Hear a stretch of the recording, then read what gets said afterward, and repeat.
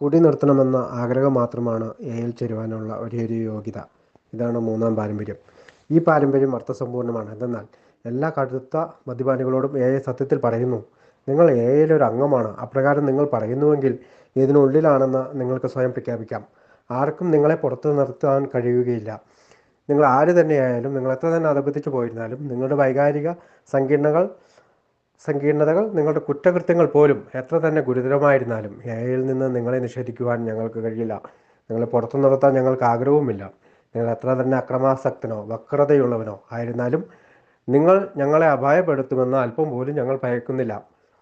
സുബോധത്തിനായി ഞങ്ങൾക്കുണ്ടായിരുന്നത് പോലത്തെ മഹത്തായ ഒരു അവസരം നിങ്ങൾക്കും ഉണ്ടാക്കുന്നത് ഉറപ്പാക്കാൻ ഞങ്ങൾ ആഗ്രഹിച്ചു. അതിനാൽ നിങ്ങൾ സ്വയം പ്രഖ്യാപിക്കുന്ന നിമിഷം മുതൽ നിങ്ങൾ എയിലെ ഒരംഗമാണ്.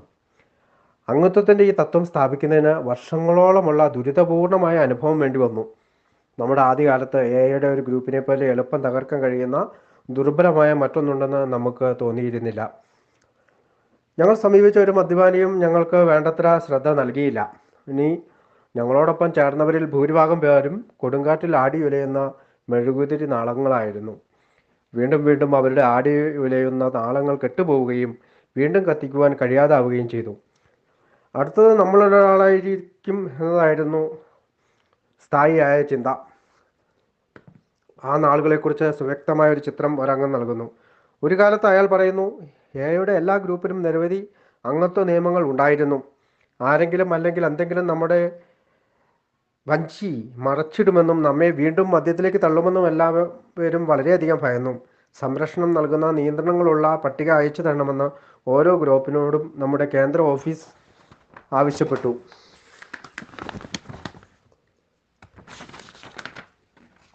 മുഴുവൻ പട്ടികയ്ക്കൊരു മൈൽ നീളമുണ്ടായിരുന്നു.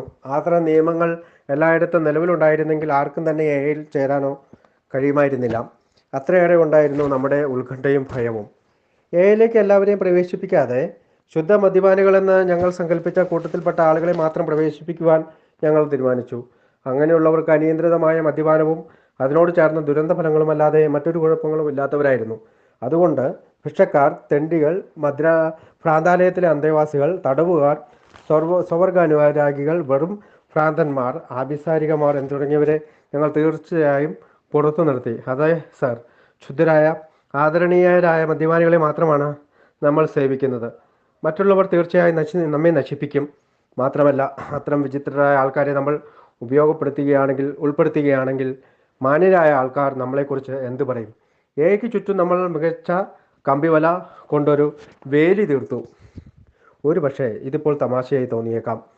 ഞങ്ങൾ പഴമക്കാർ തികച്ചും അസഹിഷ്ണുതയുള്ളവരാണെന്ന് നിങ്ങൾ ഒരു പക്ഷേ ചിന്തിച്ചേക്കാം. പക്ഷേ തമാശ നിറഞ്ഞതായി അതിലൊന്നുമില്ലെന്ന് എനിക്ക് നിങ്ങളോട് പറയാൻ കഴിയും. നമ്മൾ ദുഃഖിതരായിരുന്നു. എന്തുകൊണ്ടെന്നാൽ നമ്മുടെ ജീവിതങ്ങളും ഭവനങ്ങളും ഭീഷണിപ്പെടുത്തപ്പെട്ടിരിക്കുന്നുവെന്ന് നമുക്ക്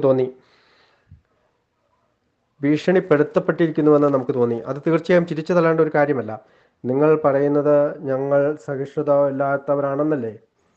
എന്നാൽ ഞങ്ങൾ ഭയചകിതരായിരുന്നു. സ്വാഭാവികമായും ഭയക്കുമ്പോൾ ഭൂരിഭാഗം ആൾക്കാർ ചെയ്യുന്നത് പോലെ ഞങ്ങളും ചെയ്തു എന്ന് മാത്രം. എല്ലാറ്റിനുമുപരി അസഹിഷ്ണുതയുടെ യഥാർത്ഥ അടിസ്ഥാന ഭയമല്ലേ? അതെ, ഞങ്ങൾ സഹിഷ്ണുതയില്ലാത്തവരായിരുന്നു. ആ ഭയങ്ങളെല്ലാം അടിസ്ഥാനരഹിതമായി തെളിയിക്കുമെന്ന് ഞങ്ങൾക്ക് എങ്ങനെ ഊഹിക്കാൻ കഴിഞ്ഞു? ചിലപ്പോഴൊക്കെ ഭയചകിതരായ ഞങ്ങളെ ഭയപ്പെടുത്തിയിരുന്ന വിചിത്ര സ്വഭാവക്കാരായ ഇത്തരം ആയിരക്കണക്കിന് ആൾക്കാർ അത്ഭുതകരമായി മോചനം നേടുമെന്നും നമ്മുടെ ഏറ്റവും വലിയ പ്രവർത്തകരും അടുത്ത സുഹൃത്തുക്കളുമായി മാറുമെന്നും നമുക്കെങ്ങനെ അറിയാൻ കഴിയും? ശരാശരിയേക്കാൾ വളരെ താഴ്ന്ന ഒരു വിവാഹ മോചന നിരക്ക് ഏകൾക്കുണ്ടായിരുന്നത് അന്ന് വിശ്വസനീയമായിരുന്നു.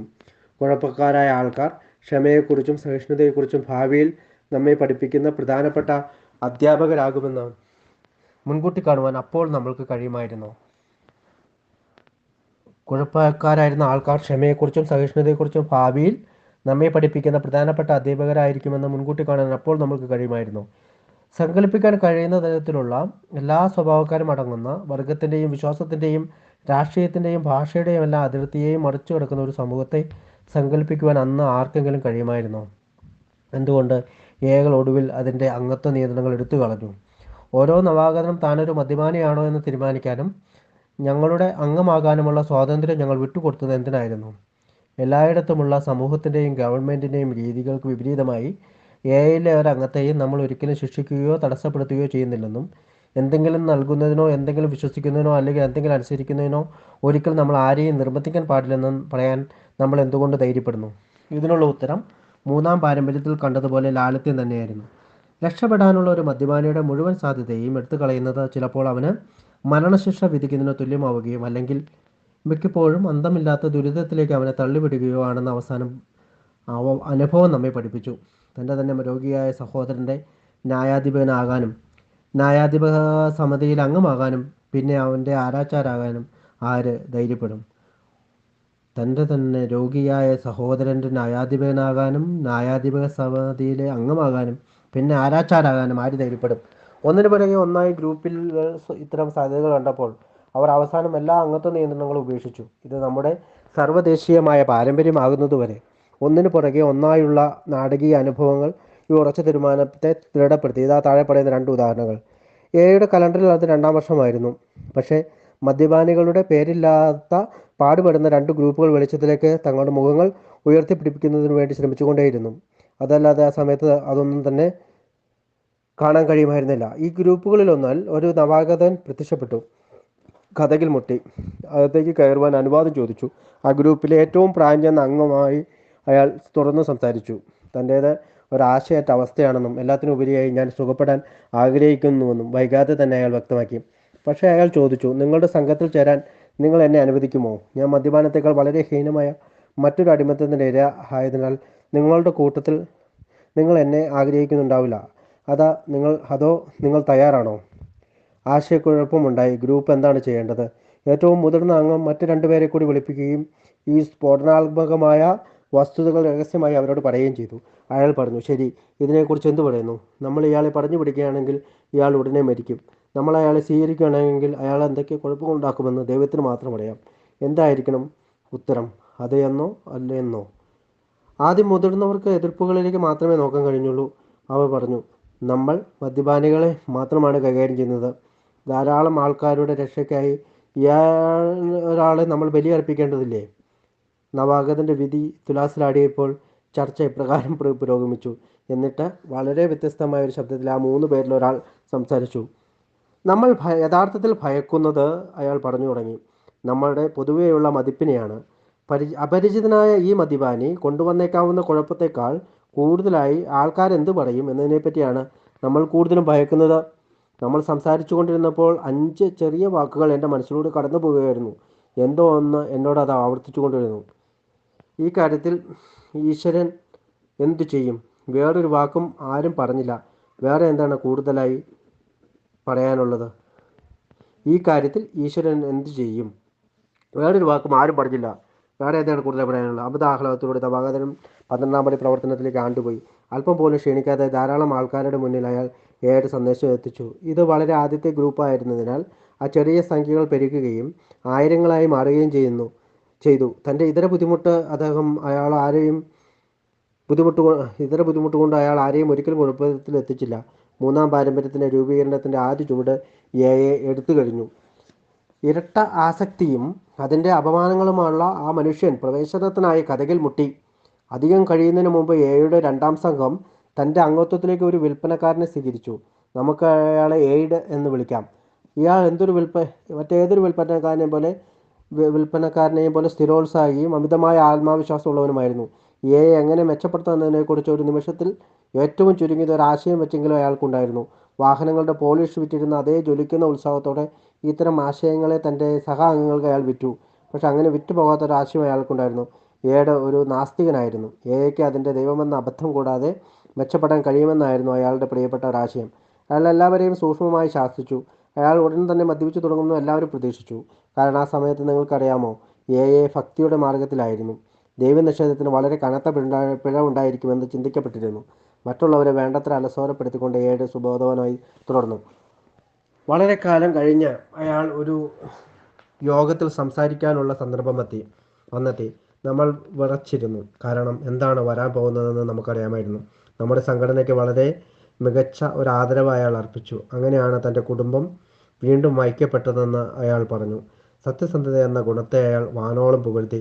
12-ാം പടി പ്രവർത്തനത്തിൻ്റെ സന്തോഷങ്ങൾ അയാൾ ഓർമ്മിപ്പിച്ചു. എന്നിട്ട് അയാൾ ശബ്ദം താഴ്ത്തി ഏഡ് വിളിച്ചു പറഞ്ഞു, ദൈവത്തെക്കുറിച്ചുള്ള കാര്യങ്ങൾ എനിക്ക് സഹിക്കാൻ കഴിയില്ല. ദുർബലരായ ആൾക്കാർക്ക് വേണ്ടിയുള്ള മണ്ടത്തരമാണത്. ഈ ഗ്രൂപ്പിന് അതിൻ്റെ ആവശ്യമില്ല. എനിക്ക് ആവശ്യമില്ല. അത് തുലയട്ടെ. കോപകുലമായ നീരസത്തിൻ്റെ ഒരു വലിയ തിരമാല മീറ്റിങ്ങിനെ വലയം ചെയ്തു. ഒരൊറ്റ തീരുമാനത്തിലേക്ക് എല്ലാ അംഗങ്ങളെയും അത് തള്ളിക്കൊണ്ടുപോയി. അയാളെ പുറന്തള്ളൂ. മുതിർന്നവ ഏഴിനെ ഒരു വശത്തേക്ക് മാറ്റി നിർത്തി. അവർ വളരെ ദൃഢമായി പറഞ്ഞു, ഇവിടെ ഇതുപോലെ സംസാരിക്കാൻ പറ്റില്ല. നിങ്ങൾ ഒന്നുകിൽ അത് ഉപേക്ഷിക്കുകയോ അല്ലെങ്കിൽ പുറത്തു പോവുകയോ വേണം. അവജ്ഞയോടെ ഏഴ് തിരിച്ചടിച്ചു. ഇപ്പോൾ പറ, അത് അങ്ങനെ തന്നെയാണോ? പുസ്തകങ്ങൾ സൂക്ഷിച്ചിരുന്ന ഒരു അലമാരയിൽ നിന്നും അയാൾ ഒരു കടലാസ് കെട്ട് പുറത്തെടുത്തു. അവയുടെ മുകളിൽ അപ്പോൾ തയ്യാറാക്കിക്കൊണ്ടിരുന്ന ആൽക്കഹോളിക്സ് അനോണിമസ് എന്ന പുസ്തകത്തിൻ്റെ മുഖവുര കിടപ്പുണ്ടായിരുന്നു. അയാൾ ഉറക്കെ വായിച്ചു. ഏഴിലെ അംഗത്വത്തിന് വേണ്ടിയുള്ള ഒരേ ഒരു നിബന്ധന മദ്യപാനം നടത്താനുമുള്ള ആഗ്രഹമാണ്. രൂക്ഷമായി ഏഴ് തുടർന്നു. നിങ്ങളൊക്കെ ഇരുന്ന് ആ വാക്യം എഴുതിയപ്പോൾ നിങ്ങൾ അത് അർത്ഥവത്താക്കിയോ അതോ ഇല്ലയോ? ഞെട്ടിത്തിരിച്ച മുതിർന്നവർ പരസ്പരം നോക്കി. കാരണം അയാൾ തങ്ങളെ മരവിപ്പിച്ചുവെന്ന് അവർക്കറിയാമായിരുന്നു. അതുകൊണ്ട് ഏഴ് അംഗമായി തുടർന്നു. ഏഴ് തുടരുക മാത്രമല്ല, അയാൾ സുബോധവാനായും തുടർന്നു. ഒന്നിനു പുറകെ ഒന്നായി മാസങ്ങളോളം മദ്യത്തിൽ നിന്ന് കൂടുതൽ കാലം അയാൾ അകന്നു നിന്നപ്പോൾ ദൈവത്തിനെതിരെ കൂടുതൽ ഉറക്കെ അയാൾ സംസാരിച്ചു. ഗ്രൂപ്പിന് അഗാധമായ മനോവേദന തോന്നുകയും എല്ലാം സഹോദരിപരമായ ദൈവമായപ്പോഴും അപ്രത്യക്ഷമാവുകയും ചെയ്തു. ദൈവമേ, എപ്പോൾ അങ്ങൾ പരസ്പരം വരണ്ടോ അവർ വീണ്ടും മദ്യപിക്കും, അവൻ വീണ്ടും മദ്യപിക്കും. കുറച്ചു കാലം കഴിഞ്ഞപ്പോൾ ഏടന് വിൽപ്പന സംബന്ധിച്ച് ജോലി കിട്ടി. അതിൻ്റെ ഭാഗമായി അയാൾക്ക് പട്ടണം വിട്ട് പുറത്തു പോകേണ്ടി വന്നു. 4-5 ദിവസം കഴിഞ്ഞപ്പോൾ ഒരു വാർത്ത വന്നു. പണത്തിന് വേണ്ടി അയാൾ ഒരു കമ്പി അയച്ചിരിക്കുന്നു. അതെന്താണ് അർത്ഥമാക്കുന്നതെന്ന് എല്ലാവർക്കും അറിയാമായിരുന്നു. എന്നിട്ട് അയാൾ ഫോണിൽ ബന്ധപ്പെട്ടു. ആ കാലത്ത് 12ാം പടി പ്രവർത്തനത്തിന് വേണ്ടി നമ്മൾ എവിടെയും പോകുമായിരുന്നു. ഒട്ടും തന്നെ പ്രതീക്ഷയില്ലാത്തതാണെങ്കിൽ പോലും. പക്ഷേ ഈ തവണ ആരും തന്നെ അനങ്ങിയില്ല. അവൻ ഒറ്റയ്ക്ക് വിടും. ഒരു പ്രാവശ്യം അവൻ സ്വയം പരിശ്രമിക്കട്ടെ. ഒരു പക്ഷേ അവനൊരു പാഠം പഠിച്ചേക്കാം. ഏകദേശം 2 ആഴ്ച കഴിഞ്ഞ് എയുടെ ഒരു അംഗത്തിൻ്റെ വീട്ടിൽ ഏഴ് രാത്രി കിടക്കുകയും കുടുംബക്കാരറിയാതെ ഉറങ്ങാൻ പോവുകയും ചെയ്തു. നേരം വെളുത്തു വീട്ടുടമസ്ഥനും മറ്റൊരു സുഹൃത്തും രാവിലത്തെ കാപ്പി കുടിക്കുകയായിരുന്നു. ഏണിപ്പടിയിൽ നിന്ന് ഒരു ശബ്ദം കേട്ടു. അവരെ അമ്പരിപ്പിച്ചുകൊണ്ട് ഏഴ് പ്രത്യക്ഷപ്പെട്ട ഒരു കുസൃതിച്ചിരിയോടെ അയാൾ പറഞ്ഞു, നിങ്ങൾ നിങ്ങളുടെ പ്രഭാത ധ്യാനം കഴിച്ചോ? അയാൾ തികച്ചും താല്പര്യത്തോടെയാണ് പറഞ്ഞതെന്ന് അവർ പെട്ടെന്ന് മനസ്സിലാക്കി. അല്പാൽപമായി അയാളുടെ കഥ പുറത്തു വന്നു. തൊട്ടടുത്തുള്ള ഒരു സംസ്ഥാനത്തിൽ ചെലവ് കുറഞ്ഞൊരു ഹോട്ടലിൽ ഏട് തങ്ങി. സഹായത്തിനുള്ള വേണ്ടിയുള്ള തൻ്റെ അപേക്ഷകളെല്ലാം നിരുപാധികം നിരസിക്കപ്പെട്ടതിന് ശേഷം അയാളുടെ തളർന്ന മനസ്സിൽ ഈ വാക്കുകൾ മുഴങ്ങിക്കേട്ടു. അവരെന്നെ ഉപേക്ഷിച്ചിരിക്കുന്നു. എൻ്റെ തന്നെ ആൾക്കാരാൽ ഞാൻ ഉപേക്ഷിക്കപ്പെട്ടു. ഇനിയൊന്നും ബാക്കിയില്ല. ഇതാണ് അന്ത്യം. അയാൾ കിടക്കയിൽ തിരികെയും മടങ്ങുകയും ചെയ്തപ്പോൾ അയാളുടെ കൈ സമീപത്തുനിന്ന് ചെറിയ അലമാരയുടെ മുകളിലിരുന്ന പുസ്തകത്തിൽ സ്പർശിച്ചു. അയാൾ അത് തുടർന്ന് വായിച്ചു. ഗിദിയോൻ എന്ന സംഘടന മുറിയിൽ വെച്ചിരുന്ന ബൈബിളായിരുന്നു അത്. ആ ഹോട്ടൽ മുറിയിൽ താൻ കണ്ടതും അനുഭവിച്ചതും പിന്നെ ഒരിക്കലും ഏഡ് മറച്ചു വച്ചില്ല. 1938 അത്. അതിനുശേഷം അയാൾ മദ്യപിച്ചിട്ടേയില്ല. ഇപ്പോൾ ഏഡിനെ പരിചയമുള്ള പഴമക്കാർ ഒത്തുകൂടുമ്പോൾ അത്ഭുതം കൂടും. ദൈവനിഷേധത്തിൻ്റെ പേരിൽ ഏഡിനെ പുറത്താക്കുന്നതിൽ നമ്മൾ വിജയിച്ചിരുന്നുവെങ്കിൽ എന്താകുമായിരുന്നു? അയാൾക്കും അയാൾ പിൽക്കാലത്ത് സഹായിച്ച മറ്റുള്ളവർക്കും എന്ത് സംഭവിക്കുമായിരുന്നു? കൂട്ടായ്മയിലാണെന്ന് ഒരു മദ്യപാനി പറയുമ്പോൾ മുതൽ അയാൾ ഒരു അംഗമായി തീരുന്നുവെന്ന്. അങ്ങനെ ആദ്യകാലത്ത് ഈശ്വരാനുഗ്രഹത്തിൻ്റെ കരങ്ങൾ ഞങ്ങൾക്ക് അടയാളം കാണിച്ചു തന്നു.